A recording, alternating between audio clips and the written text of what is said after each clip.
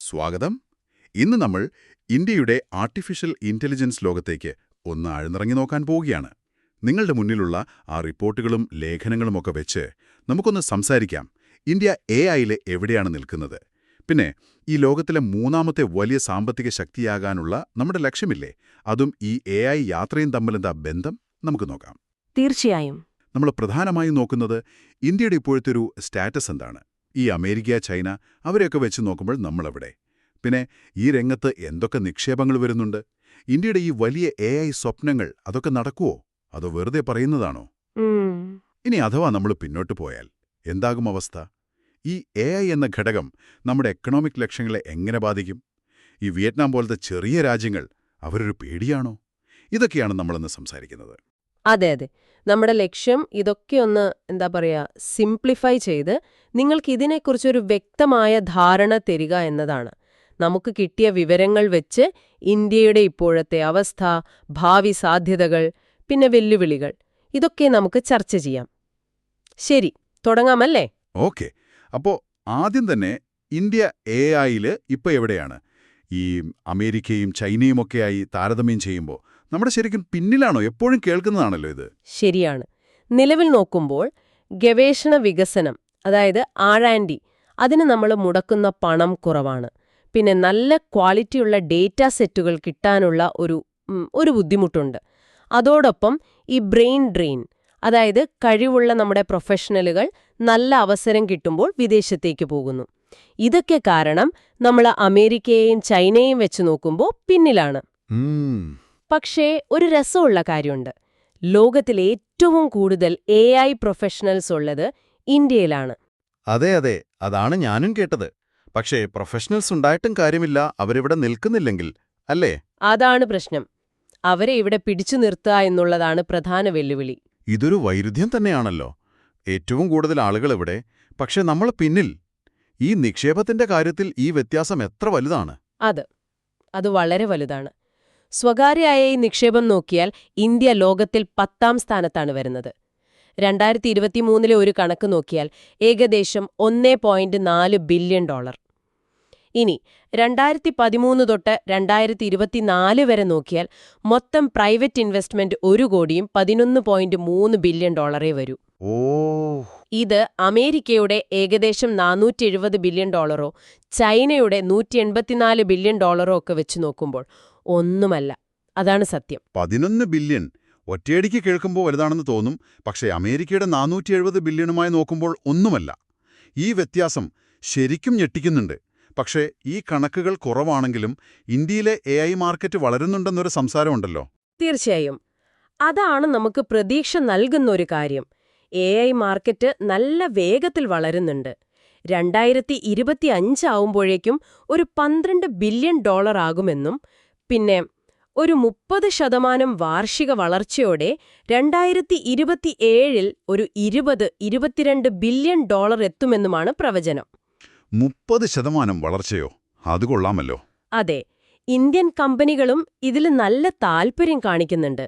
ഏകദേശം 36% കമ്പനികൾ ഈ ജനറേറ്റീവ് AI, അതായത് GenAI-ക്കു വേണ്ടി ബഡ്ജറ്റ് മാറ്റിവെച്ചിട്ടുണ്ട്. ഈ പുതിയ കണ്ടന്റൊക്കെ ഉണ്ടാക്കുന്ന AI അല്ലേ? അതെ അതെ, ആ പുതിയ ഡിസൈനുകൾ, കോഡ്, ടെക്സ്റ്റൊക്കെ സ്വയം ഉണ്ടാക്കുന്ന AI സിസ്റ്റംസ്, അതിന് 36% കമ്പനികൾ ബഡ്ജറ്റ് വെച്ചു.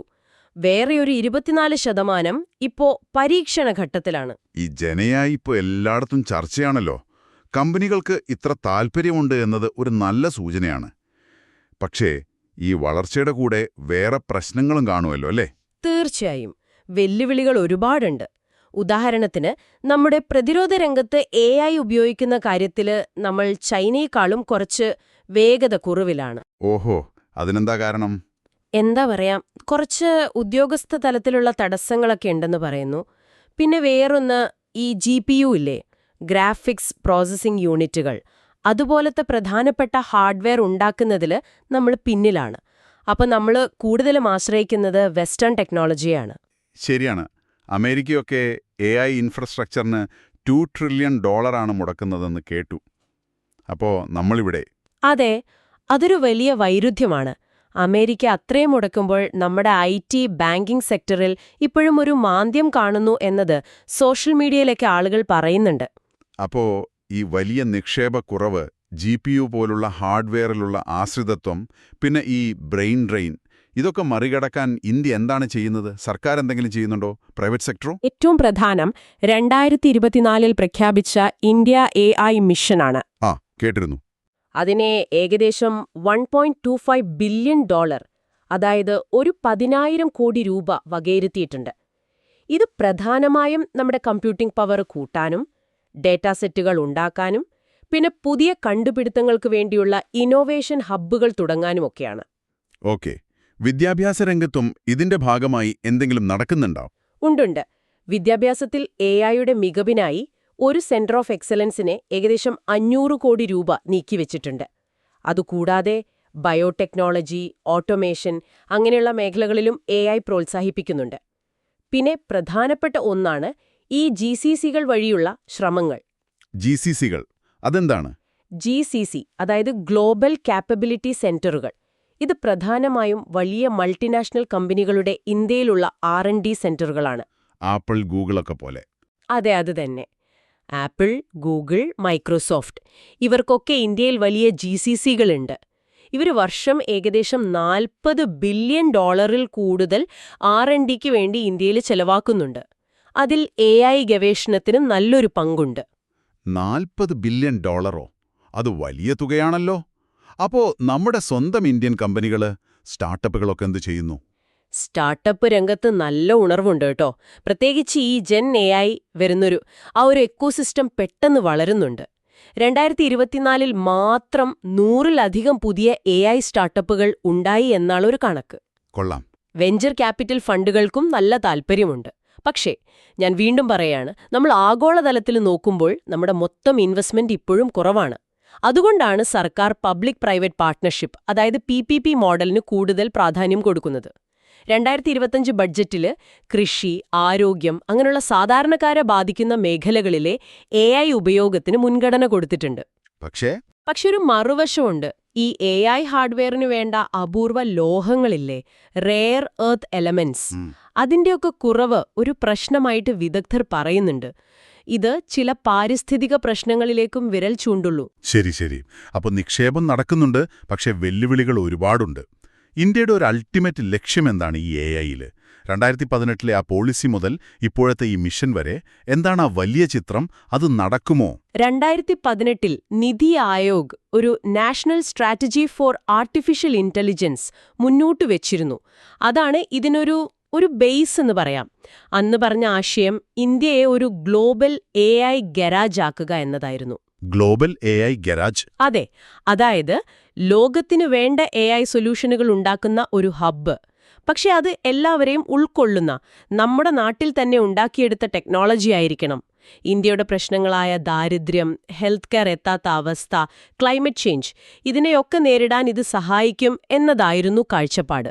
ഗ്ലോബൽ AI ഗരാജ് കേൾക്കാൻ നല്ല രസമുണ്ട്. ഇപ്പോഴത്തെ ലക്ഷ്യങ്ങൾ ഇതിനോട് ചേർന്നു പോകുന്നതാണോ? ആണ്. ഈയടുത്ത് 2025 AI ഉച്ചകോടിയിൽ പ്രധാനമന്ത്രി സംസാരിച്ചത് ഓർക്കുന്നുണ്ടാവും. സുസ്ഥിര വികസനത്തിന് AI എങ്ങനെ ഉപയോഗിക്കാമെന്നതിനൊരു രൂപരേഖ അദ്ദേഹം പറഞ്ഞു. 2030 ആകുമ്പോഴേക്കും നമ്മുടെ GDPയിലേക്ക് ഒരു $500 ബില്യൺ എങ്കിലും AI വഴി അധികമായി ചേർക്കാനും പുതിയ ജോലികൾ ഉണ്ടാക്കാനും പറ്റുമെന്നാണ് അദ്ദേഹം പറഞ്ഞത്. കൃഷി പ്രധാനമാണല്ലോ. അതെ. ഇന്ത്യയിലെ ഏകദേശം 38 ദശലക്ഷം പേരുടെ ജോലിയെ ബാധിക്കുന്ന മേഖലയാണ് കൃഷി, ആരോഗ്യം, പിന്നെ ഈ നഗരാസൂത്രണം. ഇതിലൊക്കെ വലിയ മാറ്റങ്ങൾ കൊണ്ടുവരാനാണ് പ്ലാൻ. ഈ ലക്ഷ്യങ്ങളൊക്കെ ഗംഭീരമാണ്. പക്ഷേ ഇതൊക്കെ നടപ്പിലാക്കാൻ പ്രായോഗികമായ എന്തെങ്കിലും സ്റ്റെപ്പുകൾ എടുക്കുന്നുണ്ടോ? കുറച്ച് കാര്യങ്ങൾ നടക്കുന്നുണ്ട്. ഉദാഹരണത്തിന് 2030 ആകുമ്പോഴേക്കും നമ്മുടെ ഡേറ്റാ സെന്റർ ഉപയോഗത്തിന്റെ 40% AI റിലേറ്റഡ് ജോലികൾക്കാവുമെന്നാണ് കണക്ക്. അതിനെ സപ്പോർട്ട് ചെയ്യാൻ 2025 ജനുവരിയിൽ India AI data sets platform തുടങ്ങിയിട്ടുണ്ട്. ഇത് ഡെവലപ്പർമാർക്ക് നമ്മുടെ ലോക്കൽ കണ്ടീഷൻസിന് പറ്റിയ ഡേറ്റ കിട്ടാൻ സഹായിക്കും. എല്ലാവർക്കും AI ഫോർ ഓൾ, അതാണ് സർക്കാർ മുന്നോട്ട് വയ്ക്കുന്ന ആശയം. പിന്നെ പ്രിൻസിപ്പൽ സയന്റിഫിക് അഡ്വൈസറുടെ ഓഫീസ് വഴി യൂണിവേഴ്സിറ്റികളും ഇൻഡസ്ട്രിയും തമ്മിലുള്ള ബന്ധം ശക്തിപ്പെടുത്താനും സ്വന്തമായിട്ട് AI മോഡലുകൾ ഉണ്ടാക്കി ഒരു സ്വയം പര്യാപ്തത നേടാനും ശ്രമിക്കുന്നുണ്ട്. നമ്മുടെ IT മിനിസ്റ്റർ അശ്വിനി വൈഷ്ണവ് ഇതിനെ കാണുന്നത് ഇന്ത്യക്ക് ഗ്ലോബൽ ലീഡർഷിപ്പ് കിട്ടാനുള്ളൊരു വഴിയായിട്ടാണ്. പിന്നെ ഈ ഉത്തരവാദിത്തമുള്ള AI ഭരണം, അതിനെക്കുറിച്ചുള്ള ചർച്ചകൾക്കൊക്കെ ഇന്ത്യ മുൻകൈയെടുക്കുന്നുണ്ട്. അപ്പോ ഈ പദ്ധതികളും ശ്രമങ്ങളും ഒക്കെ വെച്ച് നോക്കുമ്പോൾ ഇത് വിജയിക്കുമോ? ഇന്ത്യക്ക് ഒരു ഗ്ലോബൽ AI ഗ്യാരേജ് ആടാൻ പറ്റുമോ? ചെയ്താൽ ഒരു മിതമായ വിജയം നേടാൻ സാധ്യതയുണ്ട്. AIക്ക് എന്തായാലും ആരോഗ്യം, കൃഷി, വിദ്യാഭ്യാസം ഇതിലൊക്കെ വലിയ മാറ്റങ്ങൾ കൊണ്ടുവരാൻ പറ്റും. ഒരുപാട് പുതിയ ജോലികൾ ഉണ്ടാക്കാനും കാര്യക്ഷമത കൂട്ടാനും പറ്റും. ഈ ജെൻഎഐ മാത്രം 60% കമ്പനികളിലും എഫിഷ്യൻസി കൂട്ടുമെന്നാണ് പറയുന്നത്. പക്ഷേ ഇത് വിജയിക്കണമെങ്കിൽ നമ്മുടെ ടാലന്റിനെ ഇവിടെ പിടിച്ചു നിർത്തണം, R&Dക്ക് കൂടുതൽ പണം മുടക്കണം. ഇപ്പോൾ ഇത് GDPയുടെ 1% താഴെയാണ്. ലോകത്തത് 2-3% ഒക്കെയാണ്. പിന്നെ ഡേറ്റയുടെ ക്വാളിറ്റി ഉറപ്പാക്കണം. ഇതൊക്കെ ചെയ്താലേ രക്ഷയുള്ളൂ. പിന്നെ ചില അനലിസ്റ്റുകൾ പറയുന്നത് ഈ അമേരിക്ക-ചൈന ടെക് വാറിനിടയിൽ AI റൂൾസിന്റെ കാര്യത്തിൽ ഇന്ത്യയ്ക്കൊരു ന്യൂട്രൽ റോൾ എടുക്കാൻ പറ്റുമെന്നാണ്. അതൊരു സാധ്യതയാണല്ലേ? അതെ. മൊത്തത്തിൽ പറഞ്ഞാൽ ഇന്ത്യയുടെ ഈ ശ്രമം മറ്റു വളരുന്ന രാജ്യങ്ങൾക്ക് ഒരു ലീപ് ഫ്രോഗ് മോഡലായേക്കാം. അതായത് ചില സ്റ്റെപ്പുകൾ സ്കിപ്പ് ചെയ്ത് നേരിട്ട് ലേറ്റസ്റ്റ് ടെക്നോളജിയിലേക്ക് ചാടുക. പക്ഷേ മറ്റുള്ളവരെ ആശ്രയിക്കുന്നത് ഒഴിവാക്കാൻ ഭയങ്കര സ്പീഡിൽ കാര്യങ്ങൾ ചെയ്യണം. ശരി. ഇനി ഒരുപക്ഷേ കാര്യങ്ങൾ വിചാരിച്ച വേഗത്തിൽ നടന്നില്ല, അല്ലെങ്കിൽ വേണ്ടത്ര നിക്ഷേപം വന്നില്ല. ഇന്ത്യ AIയിൽ പിന്നോട്ടു പോയാൽ എന്തൊക്കെയായിരിക്കും അതിന്റെ പ്രത്യാഘാതങ്ങൾ? അത് കാര്യമായ പ്രത്യാഘാതങ്ങൾ ഉണ്ടാക്കും. സാമ്പത്തികമായി നോക്കിയാൽ 2030 പ്രതീക്ഷിക്കുന്ന ആ $500 ബില്യൺ എക്സ്ട്രാ GDP ഗ്രോത്ത് അത് കിട്ടാതെ വരും. തൊഴിൽ രംഗത്ത് വലിയ ഇമ്പാക്റ്റ് ഉണ്ടാകും. കൃഷി, മാനുഫാക്ചറിംഗ് ഇവിടെയൊക്കെ AI വരുമ്പോൾ ചില ജോലികൾ പോകും. പുതിയ സ്കില്ലുള്ളവർക്ക് അവസരം കൂടും. പക്ഷേ ആ സ്കിൽ നേടാൻ പറ്റാത്ത ലക്ഷക്കണക്കിന് ആളുകൾ പിന്നിലാവും. ഇത് രാജ്യത്ത് അസമത്വം കൂട്ടും. അസമത്വം കൂടും എന്നത് പേടിക്കേണ്ട കാര്യം തന്നെ. വേറെന്തെങ്കിലും വലിയ റിസ്കുകളുണ്ടോ? ഉണ്ട്. മറ്റൊരു പ്രധാനപ്പെട്ട റിസ്ക് ഇന്ത്യ ഒരു ഡിജിറ്റൽ കോളനിയായി മാറാനുള്ള സാധ്യതയാണ്. Digital colony? അതെ. അതായത് നമ്മൾ അമേരിക്കൻ, ചൈനീസ് കമ്പനികൾക്ക് വേണ്ടി കുറഞ്ഞ ശമ്പളത്തിൽ ഡേറ്റ എൻട്രി ചെയ്യുക, അവരുടെ AI മോഡലുകൾക്ക് ട്രെയിനിങ് കൊടുക്കുക, അങ്ങനെയുള്ള പണി ചെയ്യുന്ന ഒരു സ്ഥലമായി മാറും. ഒരു AI ഗ്യാരേജ് തന്നെ. പക്ഷേ അതിന്റെ IP, അതായത് ബൗദ്ധിക സ്വത്തവകാശം, ലാഭം അതൊന്നും നമുക്ക് കിട്ടില്ല. ഇത് നമ്മുടെ ടാലന്റിനെ വീണ്ടും പുറത്തേക്ക് ആകർഷിക്കും. ഇവിടെ പുതിയ കണ്ടുപിടുത്തങ്ങൾ വരുന്നത് കുറയും. ഡിജിറ്റൽ കോളനി, ആ വാക്ക് തന്നെ ഒരു ഭീകരതയുണ്ട്. സാമ്പത്തികമല്ലാത്ത വേറു പ്രത്യാഘാതങ്ങൾ, തന്ത്രപരമായി സാമൂഹികമായൊക്കെ എന്ത് സംഭവിക്കാം? ജിയോ പൊളിറ്റിക്കലി നോക്കിയാൽ AIയിൽ പിന്നോട്ടു പോകുന്നത് ഇന്ത്യയുടെ സ്ട്രാറ്റജിക് ഓട്ടോണമിയെ, അതായത് തന്ത്രപരമായ സ്വാതന്ത്ര്യത്തെ ദുർബലമാക്കും, പ്രത്യേകിച്ച് ഡിഫൻസില്. ചൈനയെ അപേക്ഷിച്ച് AI ഡ്രോണുകൾ ഉപയോഗിക്കുന്നതിലെ വേഗത കുറവ് ഇപ്പോഴേ നമ്മൾ കാണുന്നുണ്ട്. അമേരിക്ക ചിപ്പ് കയറ്റുമതിക്ക് നിയന്ത്രണം വെക്കുമ്പോൾ നമ്മൾ വിദേശ ടെക്നോളജിയെ ആശ്രയിക്കുന്നത് നമ്മുടെ സുരക്ഷയ്ക്ക് തന്നെ അതൊരു ഭീഷണിയാണ്. ശരിയാണ്. സാമൂഹികമായി നോക്കിയാൽ AI തീരുമാനങ്ങളിൽ ബയസ് വന്നാൽ അത് പരിഹരിച്ചില്ലെങ്കിൽ ആരോഗ്യത്തിലും വിദ്യാഭ്യാസത്തിലുമൊക്കെയുള്ള ഇപ്പോഴത്തെ ഗ്യാപ്പ് കൂടും. GPU, AI ഇതിലൊന്നും നമ്മൾ സ്വയം പര്യാപ്തത നേടിയില്ലെങ്കിൽ ഈ പുതിയ ലോകക്രമത്തിൽ ഇന്ത്യ ഒരു സൈഡ് ലൈനിൽ ഒതുങ്ങിപ്പോകുമെന്ന് പലരും മുന്നറിയിപ്പ് തരുന്നുണ്ട്.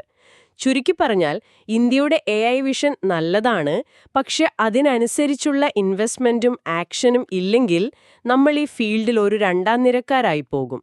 ഇത് നമ്മുടെ ഡെമോഗ്രാഫിക് ഡിവിഡൻഡിനെയും ഗ്ലോബൽ ലക്ഷ്യങ്ങളെയും ഒക്കെ ബാധിക്കും. ഇതൊഴിവാക്കാൻ പോളിസി മാറ്റങ്ങളും അന്താരാഷ്ട്ര സഹകരണങ്ങളും അതൊക്കെ വേഗത്തിലാക്കണം. ഓക്കെ. അപ്പോൾ AIയിൽ പിന്നോട്ടു പോയാലുള്ള അപകടങ്ങൾ വളരെ വ്യക്തമാണ്. ഇവിടെയാണ് എന്റെ മനസ്സിലെ ഒരു പ്രധാന ചോദ്യം വരുന്നത്. ലോകത്തിലെ മൂന്നാമത്തെ വലിയ എക്കണോമി ആകുക എന്നത് ഇന്ത്യയുടെ വലിയ ലക്ഷ്യമാണല്ലോ. ഒരുപക്ഷേ AIയിൽ വിചാരിച്ചത്ര മുന്നേറാൻ പറ്റിയില്ല. എന്നാലും ഈ സാമ്പത്തിക ലക്ഷ്യം നേടാൻ ഇന്ത്യക്ക് പറ്റുമോ? അതൊരു കീ ക്വസ്റ്റ്യനാണ്. നിലവില് ഇന്ത്യ ലോകത്തെ 4ാമത്തെ വലിയ സമ്പദ്വ്യവസ്ഥയാണ്. ഏകദേശം $4.2 ട്രില്യൺ GDP. നമ്മൾ ഈ അടുത്ത് ജപ്പാനെ മറികടന്നു. അതെ. ഇപ്പോൾ 3ാമതുള്ളത് ജർമ്മനിയാണ്, ഏകദേശം $4.7 ട്രില്യൺ. അവരെ മറികടന്ന് 2027-28ഓടെ നമ്മൾ 3ാം സ്ഥാനത്തെത്താൻ സാധ്യതയുണ്ടെന്നാണ് IMF ഒക്കെ പറയുന്നത്. അതിന് ഇപ്പോഴത്തെ ഒരു 6.5% റിയൽ GDP ഗ്രോത്തില്ലേ, അത് അടുത്ത കുറച്ചു വർഷം കൂടി ഒരു 6-7% റേഞ്ചിൽ നിലനിർത്താനാകണം. അതായത് ഇപ്പോഴത്തെ ഈ ഗ്രോത്ത് റേറ്റ് കണ്ടിന്യൂ ചെയ്താൽ തന്നെ ജർമ്മനിയെ മറികടക്കാൻ സാധ്യതയുണ്ട്. അതെ, സാധ്യതയുണ്ട്. അങ്ങനെയാണെങ്കിൽ 2027ഓടെ $5 ട്രില്യൺ എന്ന കടമ്പയും കടക്കും. കുറച്ചുകൂടി ഓപ്റ്റിമിസ്റ്റിക്കായി നോക്കിയാൽ ഒരു 9% നോമിനൽ ഗ്രോത്ത് ഉണ്ടെങ്കിൽ 2030ഓടെ ഒരു $10-12 ട്രില്യൺ വരെ എത്താം. ഈ വളർച്ചയ്ക്ക് കാരണം നമ്മുടെ യുവജനസംഖ്യ, മേക്ക് ഇൻ ഇന്ത്യ വഴി മാനുഫാക്ചറിംഗിൽ വരുന്ന ഉണർവ്, സർവീസ് എക്സ്പോർട്സ്, ഇൻഫ്രാസ്ട്രക്ചർ ഇൻവെസ്റ്റ്മെന്റ്, ഇതൊക്കെയാണ്.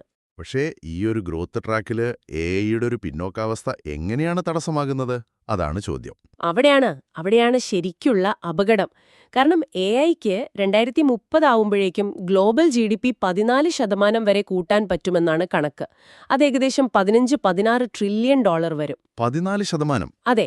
ഇന്ത്യയെ സംബന്ധിച്ചിടത്തോളം ഈ ജെൻ AI മാത്രം അത് ശരിയായി ഉപയോഗിച്ചാൽ 2030ഓടെ നമ്മുടെ GDP-യിലേക്ക് 1.5 മുതൽ 1.5 ട്രില്യൺ വരെ അധികമായി കോൺട്രിബ്യൂട്ട് ചെയ്യാൻ സാധ്യതയുണ്ട്. 1.5 ട്രില്യൺ? അത് ഇന്ത്യയുടെ ഇപ്പോഴത്തെ GDP-യുടെ ഏതാണ്ട് 1/3 വരും. അപ്പോൾ AI ശരിയായി ഉപയോഗിച്ചില്ലെങ്കിൽ അത്രയും വലിയൊരു ഓപ്പർച്യൂണിറ്റി മിസ്സാവും അല്ലേ? എക്സാക്ട്ലി, അതാണ് പോയിന്റ്. ഈ പണം വരുന്നത് കൃഷി 50% തൊഴിലാളികളെ ബാധിക്കുന്നു, ആരോഗ്യം ചിലവ് 20-30% കുറയ്ക്കാം, നഗരാസൂത്രണം, ഇതിലൊക്കെ വിപ്ലവം സൃഷ്ടിക്കുന്നതിലൂടെയാണ്. അതുകൂടാതെ AI റിലേറ്റഡ് ഫീൽഡിൽ 2-3 കോടി പുതിയ ജോലികൾ ഉണ്ടാകാനും സാധ്യതയുണ്ട്. ഇനി ഇന്ത്യ പിന്നോട്ടു പോയാൽ, അതായത് R&D കുറഞ്ഞു, ബ്രെയിൻ ഡ്രെയിൻ കൂടി, ചിപ്പ് ഇറക്കുമതി ചെയ്യേണ്ടി വന്നു, ഇതൊക്കെ സംഭവിച്ചാൽ നമ്മുടെ വാർഷിക വളർച്ചാ നിരക്കിൽ ഒരു 1-2% പോയിന്റ് കുറയാം. ഇത് അസമത്വം കൂട്ടും, കൺസംഷൻ കുറയ്ക്കും, നമ്മൾ നേരത്തെ പറഞ്ഞ ആ ഡിജിറ്റൽ കോളനി അവസ്ഥ വരും. ഇതൊരു പക്ഷേ 3ാം സ്ഥാനം എന്ന ലക്ഷ്യം 2030-അപ്പുറത്തേക്ക് നീട്ടാം. 2030-ലെ GDP ചിലപ്പോൾ $8-10 ട്രില്യൺ ഒതുങ്ങിയെന്നും വരാം. അപ്പോ ചോദ്യം വീണ്ടും വരുന്നു. AI-യിൽ കുറച്ചൊന്ന് പിന്നിലായാലും 3ാം സ്ഥാനമെന്ന ലക്ഷ്യം നേടാൻ സാധ്യതയുണ്ടോ? അതോ അത് ഫുള്ളായിട്ട് AI-യെ ഡിപ്പെൻഡ് ചെയ്യുമോ? സാധ്യതയുണ്ട്. ഒരു മിതമായ AI പിന്നോക്കാവസ്ഥയിലും അത് പൂർണ്ണമായി തള്ളിക്കളയാൻ പറ്റില്ല. കാരണം ഇന്ത്യയുടെ വളർച്ച പല കാര്യങ്ങളെ ആശ്രയിച്ചാണ്. നമ്മുടെ സർവീസ് സെക്ടർ, IT BPO ഇപ്പോഴും സ്ട്രോങ് ആണ്, GDP-യുടെ 55%. മേക്ക് ഇൻ ഇന്ത്യ വഴി മാനുഫാക്ചറിംഗ് പിക്കപ്പ് ചെയ്യുന്നുണ്ട്. 1.4 ബില്യൺ ജനങ്ങളുടെ ഡൊമസ്റ്റിക് കൺസംഷൻ ഒരു വലിയ സപ്പോർട്ടാണ്. ശരിയാണ്. അതോടൊപ്പം ജർമ്മനിയുടെ ഗ്രോത്ത് വളരെ കുറവാണ്, 1-2% ഒക്കെയുള്ളൂ. ജപ്പാന് ഡെമോഗ്രാഫിക് പ്രശ്നങ്ങളുണ്ട്. ഇതൊക്കെ ഇന്ത്യക്ക് അവരെ മറികടക്കാൻ ഹെൽപ്പ് ചെയ്തേക്കാം. അതുകൊണ്ട് AI ഒരു സൂപ്പർ പവർ ആയില്ലെങ്കിലും ഒരു പക്ഷേ 3ാം സ്ഥാനത്തെത്താൻ പറ്റിയേക്കും. ടെക്നോളജി മാത്രമല്ലല്ലോ പ്രധാനം. 2ാം ലോക മഹായുദ്ധം കഴിഞ്ഞ് ജപ്പാൻ വളർന്നത് നോക്കൂ. അന്ന് അവർ ടെക്നോളജിയിൽ മുന്നിലായിരുന്നില്ല. അതൊരു നല്ല പോയിന്റാണ്.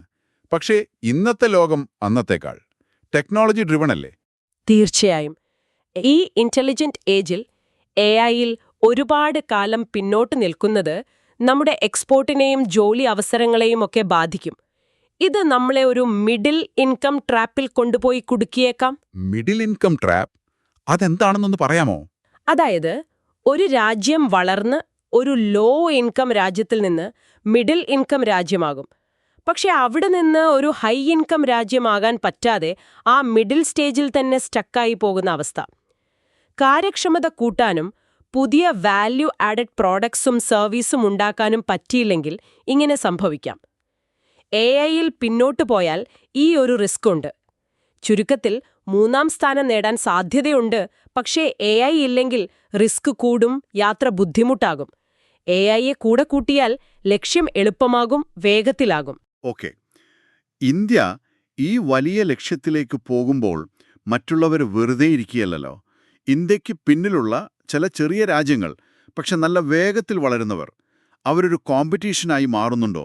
പ്രത്യേകിച്ച് ഈ വിദേശ നിക്ഷേപം ആകർഷിക്കുന്നതിലും ചൈന +1 എന്നൊക്കെ പറയുന്നതിലും? അതെ അതെ, അതൊരു പ്രധാനപ്പെട്ട പോയിന്റാണ്. പല ചെറിയ എക്കണോമികളും, അതായത് ഒരു $1.5 ട്രില്യൺ താഴെ GDP ഉള്ളവർ ഇപ്പോൾ നല്ല ഗ്രോത്ത് കാണിക്കുന്നുണ്ട്. ഇത് ഇന്ത്യക്ക് പ്രത്യേകിച്ച് ഫോറിൻ ഡയറക്റ്റ് ഇൻവെസ്റ്റ്മെന്റ് FDI ആകർഷിക്കുന്നതിലും മാനുഫാക്ചറിംഗിലും പിന്നെ ഈ ചൈനയിൽ നിന്ന് ഫാക്ടറികൾ മാറ്റാൻ നോക്കുന്ന കമ്പനികളെ ചൈന +1 കിട്ടുന്നതിലും ഒരു കോമ്പറ്റീഷനായി വരുന്നുണ്ട്. ശരി.